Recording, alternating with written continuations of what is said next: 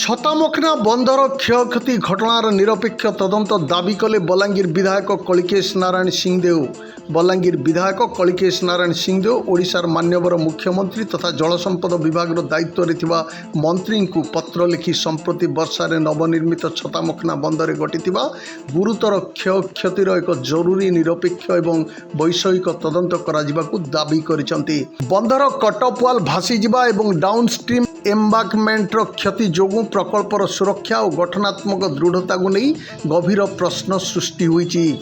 ଶ୍ରୀ ସିଂଦେଓ ତାଙ୍କ ପତ୍ରରେ ଉଲ୍ଲେଖ କରିଛନ୍ତି ଯେ ପ୍ରକଳ୍ପଟି ଇଞ୍ଜିନିୟରିଂ ପ୍ରୋକ୍ୟୁରମେଣ୍ଟ ଆଣ୍ଡ କନଷ୍ଟ୍ରକ୍ସନ୍ ପଦ୍ଧତିରେ ନିର୍ମାଣ କରାଯାଇଥିଲେ ମଧ୍ୟ ଅନୁମୋଦିତ ଡିଜାଇନରେ ମୂଳ ଟେଣ୍ଡର ଡିଜାଇନ୍ ଠାରୁ ବ୍ୟାପକ ପରିବର୍ତ୍ତନ କରାଯାଇଥିଲା। ତାଙ୍କ କହିବା ଅନୁସାରେ ବନ୍ଧର ମୋଟ ୱାଟର ୱେ 256 ମିଟରରୁ 207 ମିଟରକୁ କମାଯାଇଥିବା ବେଳେ ଗେଟ୍ ସଂଖ୍ୟା 18ରୁ 14କୁ ଏବଂ ଇମ୍ପରଭିୟସ୍ ଫ୍ଲୋରର ଲମ୍ବ 80 ମିଟରରୁ 50 ମିଟରକୁ ହ୍ରାସ କରାଯାଇଥିଲା। କିନ୍ତୁ ଡିଜାଇନ୍ ଡିସଚାର୍ଜ 2760 କ୍ୟୁମେକ୍ ଅପରିବର୍ତ୍ତିତ ରଖାଯାଇଥିଲା।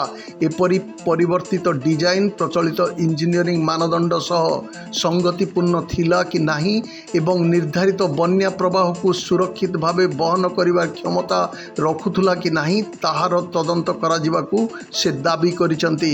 ଏହା ସହ ଶ୍ରୀ ସିଂଦେଓ ଦାବି କରିଛନ୍ତି ଯେ ବନ୍ଧର ଡିଜାଇନ୍ ଫ୍ଲଡ୍ ନିର୍ଦ୍ଧାରଣ ବେଳେ ଉପର ମୁଣ୍ଡରେ ଥିବା ଲୋୟର ସୁକ୍ତେଲ ବନ୍ଧର ପ୍ରଭାବକୁ ବିଚାର କରାଯାଇଥିଲା କି ନାହିଁ ତାହା ମଧ୍ୟ ତଦନ୍ତର ପରିସରଭୁକ୍ତ କରାଯାଉ। ଯେଉଁଠାରେ ତ୍ରୁଟି କିମ୍ବା ଅବହେଳା ପ୍ରମାଣିତ ହେବ ସେଠାରେ ସମ୍ପୃକ୍ତ ବ୍ୟକ୍ତି କିମ୍ବା ସଂସ୍ଥାର ଦାୟିତ୍ୱ ନିର୍ଦ୍ଧାରଣ କରାଯାଉ। ବିଧାୟକ କଳିକେଶ ଆହୁରି ଅନୁରୋଧ କରିଛନ୍ତି ଯେ ଏହି ତଦନ୍ତରେ ରାଜ୍ୟ ଡ୍ୟାମ୍ ସେଫ୍ଟି ଅର୍ଗାନାଇଜେସନ୍ ଏବଂ ସ୍ୱାଧୀନ ବିଶେଷଜ୍ଞମାନଙ୍କୁ ସାମିଲ କରାଯାଉ।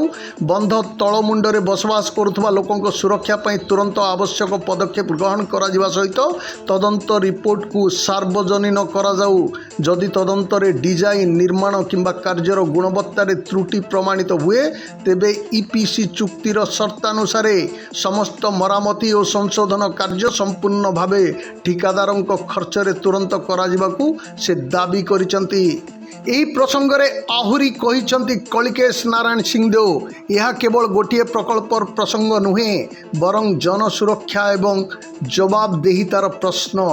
ନବନିର୍ମିତ ବନ୍ଧରେ ଯଦି ଏପରି ଗୁରୁତର କ୍ଷୟକ୍ଷତି ଘଟିଛି ତେବେ ଏହା ତଳମୁଣ୍ଡରେ ବସବାସ କରୁଥିବା ଲୋକଙ୍କ ପାଇଁ କୌଣସି ବିପଦ ସୃଷ୍ଟି କରୁଛି କି ନାହିଁ ତାହା ତୁରନ୍ତ ଜାଣିବା ଆବଶ୍ୟକ।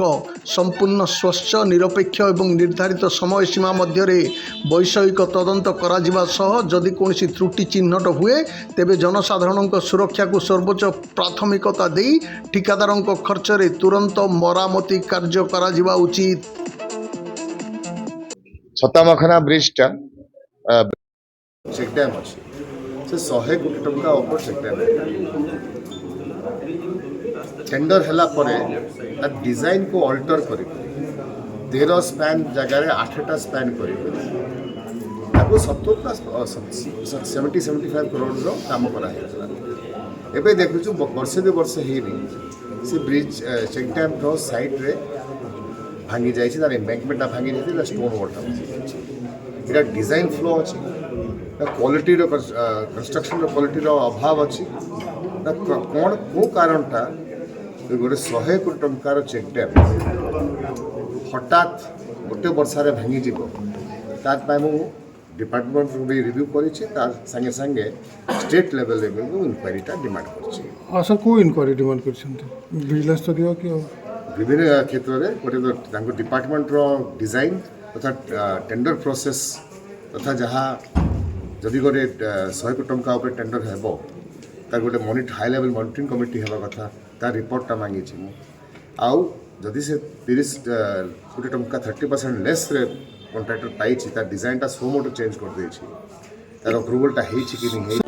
ଘରକୁ ଆସନ୍ତି ଲକ୍ଷ୍ମୀ ଯଦି ବାଛନ୍ତି ଅସଲି ଲଙ୍ଗଳ ମାର୍କା Hindustan sets.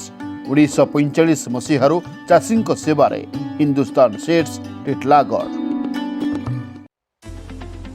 Mahavir higher secondary school Punitala Balangir 2014 आरंभ होइछि। एठारे उभय आर्ट्स एंड साइंस रो व्यवस्था रही। एठारे बोथ बॉयज एंड गर्ल्स का हॉस्टल सुविधा रही।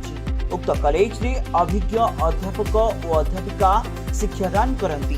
ଏଠାରେ କୋଚିଂ କ୍ଲାସର ମଧ୍ୟ ସୁବିଧା ରହିଛି। ପ୍ରତିଦିନ ସନ୍ଧ୍ୟା ସମୟରେ ଷ୍ଟଡି ହାୱାର ରଖାଯାଇଛି। ବିଶୁଦ୍ଧ ଏବଂ ଥଣ୍ଡା ପାନୀୟ ଜଳର ସୁବିଧା ରହିଛି। ପ୍ରତି ମାସ ମନ୍ଥଲି ଏକ୍ଜାମ ଅନୁଷ୍ଠିତ ହୋଇଥାଏ। ଏହାର ରିଜଲ୍ଟ ଅଭିଭାବକମାନଙ୍କୁ ସୂଚିତ କରାଯାଏ। ହଷ୍ଟେଲରେ ଦୈନିକ 4 ବେଳା ପୁଷ୍ଟିକର ଖାଦ୍ୟ ପ୍ରଦାନ କରାଯାଏ। ଏକ୍ସଟ୍ରା କରିକୁଲାର ଆକ୍ଟିଭିଟିଜ୍ ମଧ୍ୟ ଅନୁଷ୍ଠିତ ହୁଏ। ଛାତ୍ରଛାତ୍ରୀମାନଙ୍କ ନୈତିକ ମୂଲ୍ୟବୋଧର ବୃଦ୍ଧି ନିମିତ୍ତ ନୈତିକ ଶିକ୍ଷା ପ୍ରଦାନ କରାଯାଏ। କମ୍ପ୍ୟୁଟର କ୍ଲାସ ମଧ୍ୟ ନିୟମିତ ହୋଇଥାଏ। ପ୍ରାକୃତିକ ଶାନ୍ତ ପରିବେଶରେ ଏହି କଲେଜଟି ଅବସ୍ଥିତ। ପ୍ରତ୍ୟେକ 3 ମାସରେ ଅଭିଭାବକମାନଙ୍କୁ ନେଇ ଛାତ୍ରଛାତ୍ରୀମାନଙ୍କ ଅଧ୍ୟୟନରତ ଉନ୍ନତି ନିମନ୍ତେ ବୈଠକ ରଖାଯାଇଥାଏ। ଆର୍ଥିକ ଅନଗ୍ରସର ପିଲାଙ୍କ ପାଇଁ କଲେଜ ତରଫରୁ ସ୍ୱତନ୍ତ୍ର ସ୍କଲାରସିପ୍ ବ୍ୟବସ୍ଥା କରାଯାଇଛି। ତେବେ ଆଉ ଡେରି କାହିଁକି? ଆଡମିସନ ନେବା ପାଇଁ ଯୋଗାଯୋଗ କରନ୍ତୁ 7537902647 9853608113